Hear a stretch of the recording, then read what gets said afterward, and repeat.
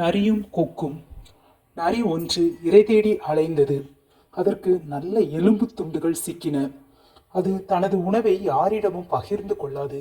வேறு ஏதும் விலங்குகள் வந்துவிடக்கூடாது, அதற்குள் சாப்பிட்டு முடித்துவிட வேண்டும் என்று நினைத்து வேகமாக சாப்பிடத் தொடங்கியது. அதன் தொண்டையில் ஒரு சிறிய எலும்பு துண்டு சிக்கியது. அது பயங்கரமாக கத்தியது. தொண்டையில் சிக்கிய சிறிய எலும்பை விழுங்க முயன்றது, முடியவில்லை. துப்பவும் முயன்றது, முடியவில்லை. எலும்பு நகராமல் தொண்டையில் நின்றது.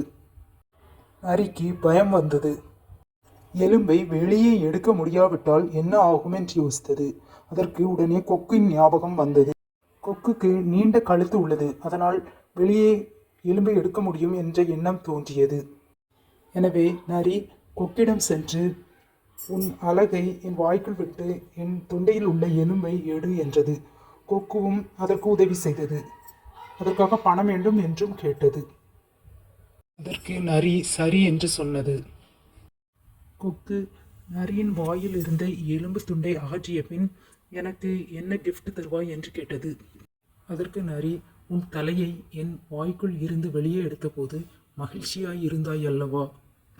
எந்த டேமேஜும் ஏற்படவில்லை அல்லவா? சூஃபீஸை மறந்துவிடு என்றது நரி. நாம் நல்லவர்களுக்கு நன்மை செய்தால் அதை மறந்துவிட மாட்டார்கள்.